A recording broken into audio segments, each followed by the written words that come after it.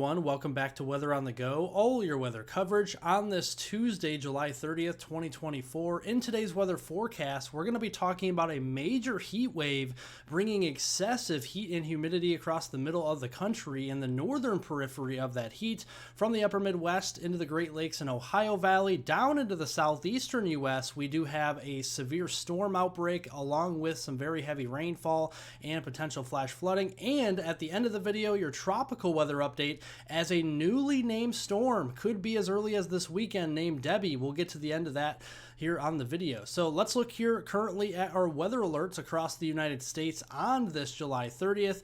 And currently there are 20 states that have at least heat advisories, if not excessive heat watches or excessive heat warnings, such as in this pink shaded color in some major metropolitan areas such as Omaha, Kansas City, St. Louis, all the way down into Memphis, Little Rock, and then all the way down closer to Jackson, Mississippi this afternoon. And it all influenced by this ridge of high pressure building out of Mexico into the Red River Valley down here in Oklahoma, Texas, Arkansas, into Louisiana and western Mississippi. That's where the strongest part of that ridge is today. Here are your high temperatures as we go into the afternoon, and we're into the triple digits across much of Kansas, parts of western Missouri, down here into western Oklahoma, into the Panhandle and northwest Texas. Otherwise, 90s extend all the way up here into southern Manitoba, Canada, southeastern Saskatchewan this afternoon. And when you factor in the moisture content in the environment as you walk outdoors, this is air you can wear. Dew points are in the 70s, even closing in on 80 degrees in some areas. That will make it feel like 105 to 110 Fahrenheit across much of the Midwest, down here into the central and southern plains, the Dixie Alley region, and all the way down into the southeast as we go into this afternoon. Now, we do have some wildfires to contend with out west. Firefighters have been working tirelessly to try and obtain or to contain these fires out west. We have a lot of them burning in California, Nevada, much of the Rockies here, and some of that smoke is actually traveling up and over the ridge. That is where the jet stream is oriented, over the top of that ridge. So the Dakota's getting some pretty thick wildfire smoke, so some hazy skies up there today, and then extending down the northwest flow from the upper Midwest down into the Great Lakes, Ohio Valley, and the southeastern U.S. So that's what we're seeing today. That's also the track these storms are taking, because the jet stream is like a highway, right? So here are the storm reports going back to yesterday on Monday, July 29th, and you did see in the blue shaded colors here, these are wind reports that we saw all the way up in the Dakotas, extending down the northwest flow all the way down even into Georgia and Florida and Maryland. We saw that. We had 158 wind reports yesterday, 3 tornadoes reported into Illinois and Indiana, and a lot of hail reports there in green, mainly though up into the Dakotas and western Minnesota.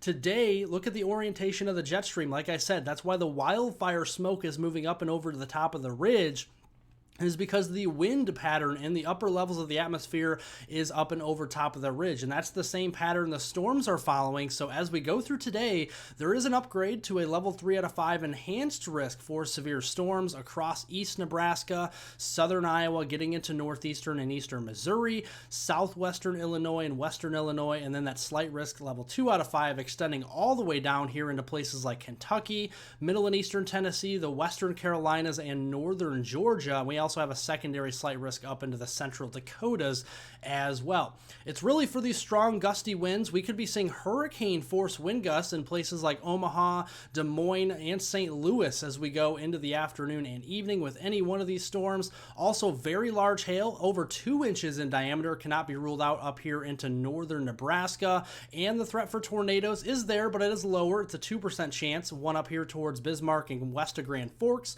Another more widespread 2% area there from the Minneapolis Twin Cities region, La Crosse, Des Moines, Omaha, extending down into Springfield, Illinois, St. Louis, into the Paducah area, and the Music City down there in Nashville as well. So a lot of metropolitan areas in the risk for tornadoes. So this afternoon, mesoscale convective system ongoing from the morning into this afternoon. We'll be traversing the mid-Mississippi Valley here that will be diving southeast, right? It's following the orientation of that jet stream over top of that ridge, eventually arriving into places like southern Illinois, southern Indiana, and west central Kentucky this evening, providing the threat mainly for gusty winds, but also some hail and a couple tornadoes, and then additional scattered activity with any outflow boundaries that complex, left over from this morning will start to ignite more storms into the Hawkeye state of Iowa and the land of Lincoln here in Illinois as we go into early Wednesday morning.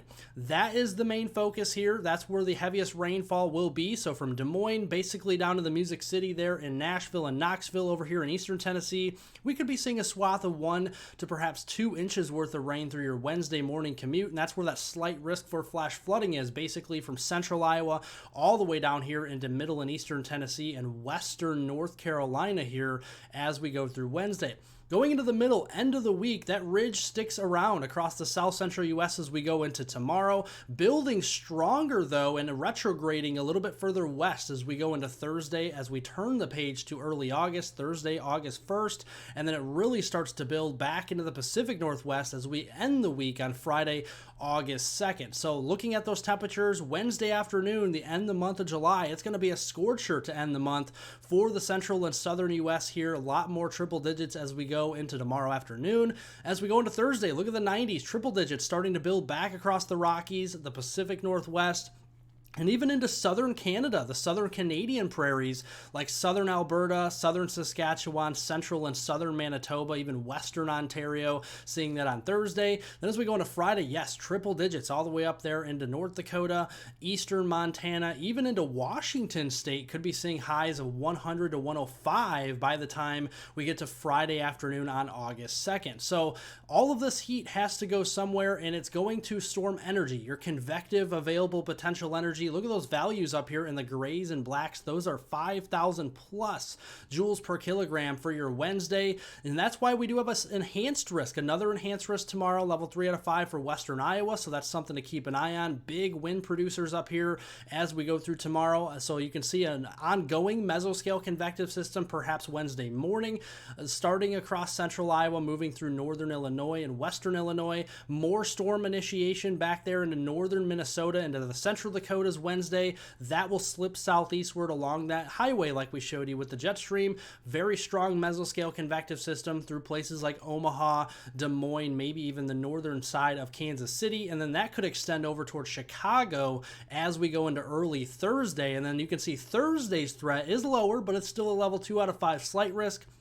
Southern suburbs of Chicago into eastern Illinois, Indianapolis in play there, into central Indiana on Thursday, Cincinnati over here into Columbus. That's where we're going to be watching for in central and southwestern Ohio. And then that marginal risk goes all the way to the coast and to the Virginia coast, into the Carolina coast on Thursday. Scattered storm activity during the day, and we'll start to see some upscale growth into, again, another at least loosely organized mesoscale convective system from Michigan down here into the Ohio Valley and Tennessee Valley Thursday night. Big wind producers there as well. And then so far on Friday, the day 4 outlook from the Storm Prediction Center, no areas highlighted here. There's not enough confidence for anything, but the AI models over at the Colorado State University actually shows at least a marginal, maybe a slight risk day of severe weather on Friday for the mid-Atlantic coast down into the southeast like the Carolinas and eastern Tennessee. We'll keep an eye on that. Right now, looking at the day on Friday, pretty isolated activity, maybe some scattered activity later in the day, but probably not looking at any mesoscale convective systems this far east, but definitely something to keep an eye on as we go through Friday and Friday night. Overall, the rainfall amounts will be plentiful here from the upper Midwest down through portions of the Great Lakes, the Ohio Valley, and toward the coast. We could be seeing areas in yellow and orange here. 1 to 3 plus inches of rain, and a lot of this will be falling over the same area, so flash flooding will be a concern all the way up here into the weekend. And speaking of the weekend, as that ridge starts to build west across the Rockies and into the western U.S. once more, that's going to be where the highest temperature anomalies will be compared to average. You can see 20 degrees above average for our friends in British Columbia, Alberta, into the Pacific Northwest, into the Rockies, and even parts of the northwestern plains.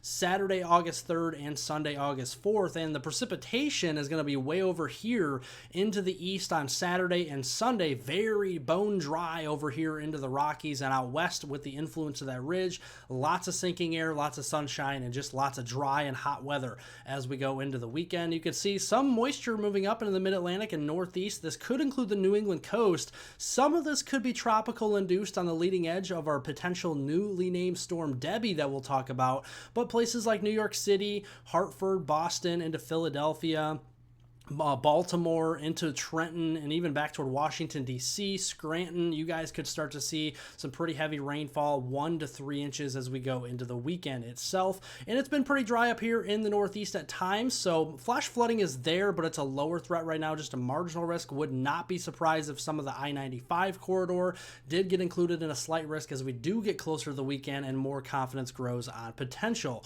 for flash flooding. Tropical weather update. The National Hurricane Center in Miami, Florida has a greater than 50% chance, now increased to 60% here for the Bahamas, Florida, and the southeast coast, extending up into coastal Georgia and the eastern side of the Carolinas there. And right now, that system is just east of the Windward Islands. Doesn't look like much right now, but it is going to be moving into an environment favorable, at least with the sea surface temperature anomalies that are well above average here. Those shelf waters on the east coast of Florida and South Carolina are very, very warm right now. And right now, the tropical depression probability going through the end of the weekend through Sunday, August 4th, is up to 80% here for the eastern Bahamas and just north there of the greater Antilles. And there is still a low chance, at least, of a tropical storm, up to 40% there, just into the western Bahamas and off the coast of Florida to the east. So we're going to be keeping an eye on that. The next named storm on the list is Debby. So we're going to be watching out for Debby to be named as we go into the weekend.